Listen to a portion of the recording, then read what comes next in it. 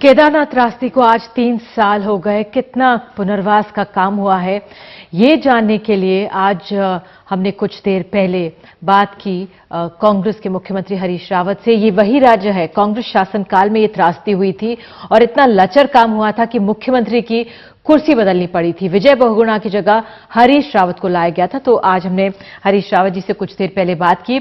हरीश जी, बहुत बहुत धन्यवाद हमें समय देने के लिए। लेकिन मेरा पहला सवाल आपसे यही है, केदारनाथ धाम की यात्रा शुरू हो गई है, पुनर्वास के काम से क्या आप संतुष्ट हैं?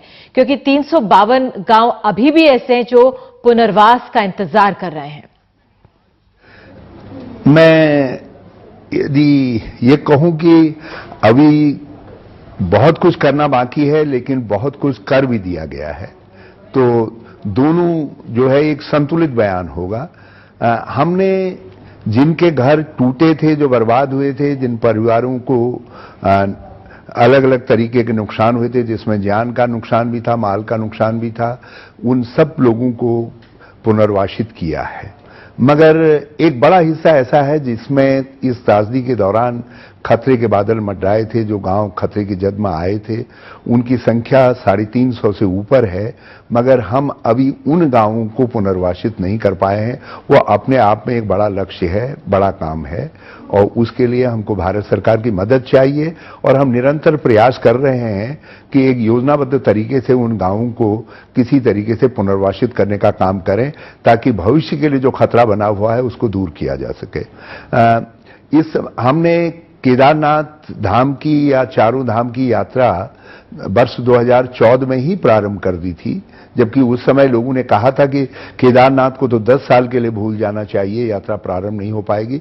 मगर हमने साहसपूर्वक यात्रा प्रारंभ की।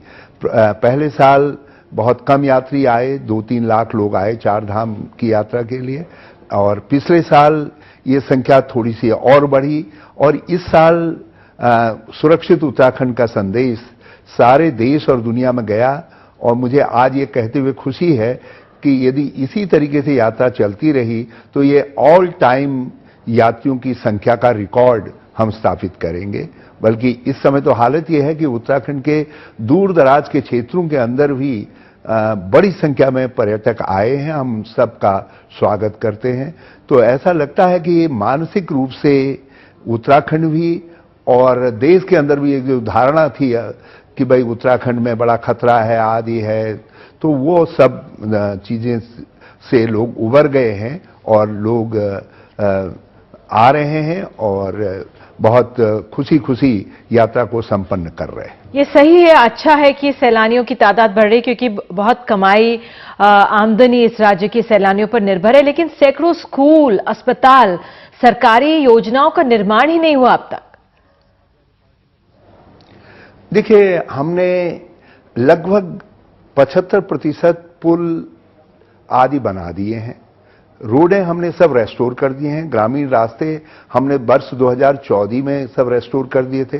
पेयजल योजनाएं, बिजली की लाइनें, स्कूल, कॉलेजेस आदि भी करीब करीब सब बना दिए गए हैं, ठीक कर दिए गए हैं, व्यवस्थित कर दिए गए हैं। हाँ, मैं ये कह सकता हूं कि अब भी हमको एक ऑल वेदर प्रूफ रोड्स बनाने की जो जरूरत है 4 धाम यात्रा में, वो काम हम केवल शुरू मात्र कर पाए हैं। और उस दिशा में हमको केंद्र सरकार के पास हमने एक योजना भेजी है, आंशिक रूप से वो योजना मंजूर भी हो गई है। और हम अगले 2 सालों में ये कह सकने की स्थिति में होंगे कि प्रकृति के इस तरीके के जो कभी बहुत ज्यादा बारिश हो जाती है और सब दिक्कतें आती हैं, उससे यात्रा बाधित नहीं होगी। मगर आज भी मैं निधि जी आपको ये कहने की स्थिति में हूं कि हमने इस दौरान जब बादल फटने की घटनाएं बहुत सारे स्थानों पर हुई, तो कहीं भी 3 घंटे से ज्यादा यात्रा बाधित नहीं हुई है। 3 घंटा मैक्सिमम है। बाधित नहीं हुई, लेकिन एक छोटी सी खबर जो इंटरनेट पे आ रही थी वो मैंने जानना चाहूंगी। विजयनगर में मंदाकिनी नदी के ऊपर लोक निर्माण विभाग ऊखीमठ में अस्थायी लोहे का पुल लगा रही है, और जो मजबूत टिन लगाने की बजाय सड़ी गली हुई टिन वहां पे लगाई जा रही है। यदि ऐसी कहीं स्थिति होगी, वैसे पीडब्ल्यूडी जैसा पुराना विभाग ऐसी गलती करेगा मैं नहीं समझता, लेकिन ऐसी गलती कहीं पर हुई है तो मैं जांच करवा लूंगा। मैं मैं जांच करवा लूंगा। बल्कि आप ये मान करके चलिए कि जब जिस समय तक आपकी ये रिपोर्ट आ रही होगी बाहर, मैं उस समय तक जो है मेरी जांच की का आदेश भी जो है यहां से निर्गत हो जाएगा। बिल्कुल।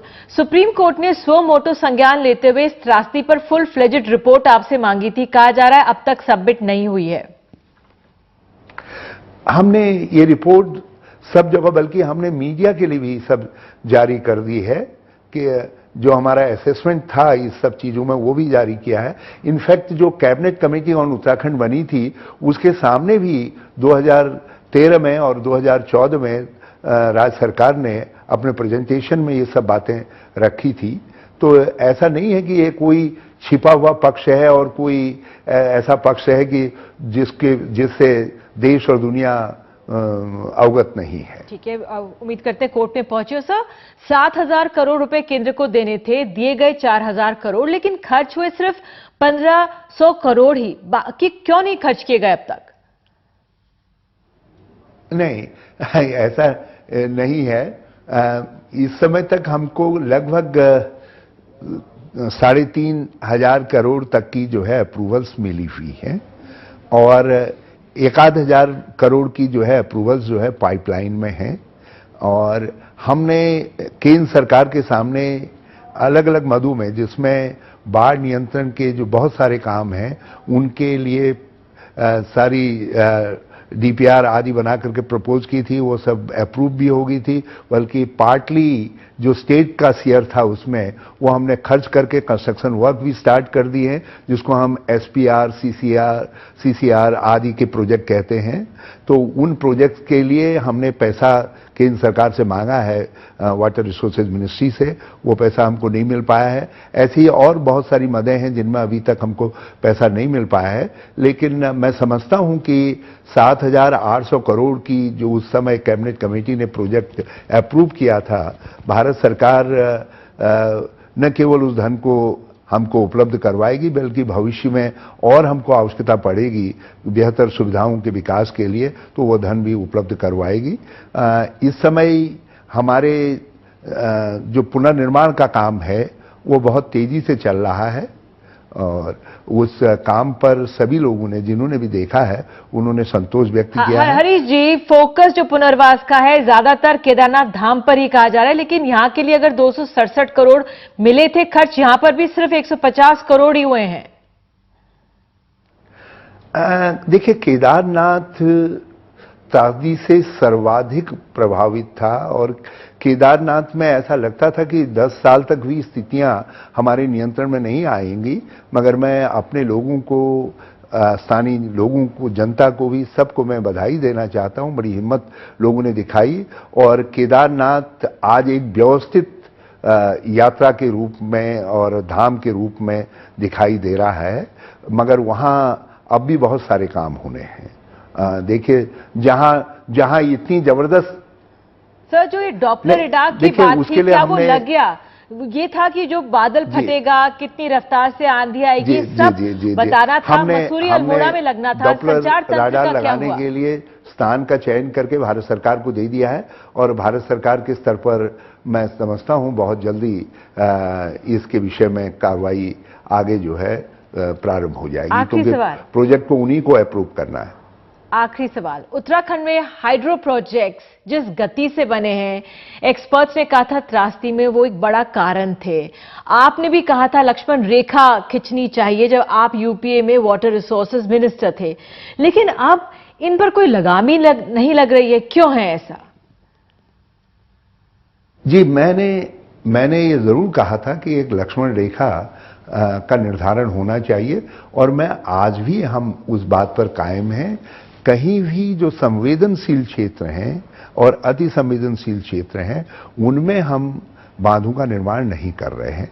लेकिन उत्तराखंड जैसे राज्य से ये कहा जाए कि आप अपनी जल संपदा का उपयोग ही न करिए, और बल्कि मैं निधि जी एक दूसरे तरीके से लोगों से कहना चाहूंगा कि उत्तराखंड जैसे राज्य को तो जल संभरण क्षेत्र घोषित किया जाना चाहिए राष्ट्रीय स्तर पर। हमको छोटे बड़े जलाशय बनाने के लिए इनकरेज किया जाना चाहिए। आप गंगा को यदि सतित सलवा बनाना चाहते हैं तो बहुत आवश्यक है कि बरसाती पानी का संग्रहण उत्तराखंड के पर्वतीय अंचल में हो, ताकि वो पानी जो है नीचे पर्कुलेट करके एक्विफर में जाए और वहां से नीचे जो नदियों के डिस्चार्ज एरियाज हैं उनमें पर्याप्त पानी उपलब्ध हो सके। और मैं आज आपके सामने एक बात पूरे देश के, क्योंकि आपके चैनल के माध्यम से पूरी देश और दुनिया तक बात जाएगी, यदि यमुना को स्वच्छ रखना है, दिल्ली में और वृंदावन में यमुना का पानी पहुंचाना है, तो बहुत आवश्यक है कि किसाऊ बांध बनाए जाए। बहुत आवश्यक है कि हमारे जो हमारी परियोजनाएं हमने प्रस्तुत की हैं, लखवाड़ व्यासी आदि की, ये यमुना नदी के अंदर बने। बहुत बहुत धन्यवाद हरीश जी हमसे बात करने के लिए। उम्मीद यही करते हैं हम कि जो पूरा तमाम बहुआयाम है पुनर्वास के उत्तराखंड के, उस पर सरकार ध्यान देगी। बहुत बहुत धन्यवाद।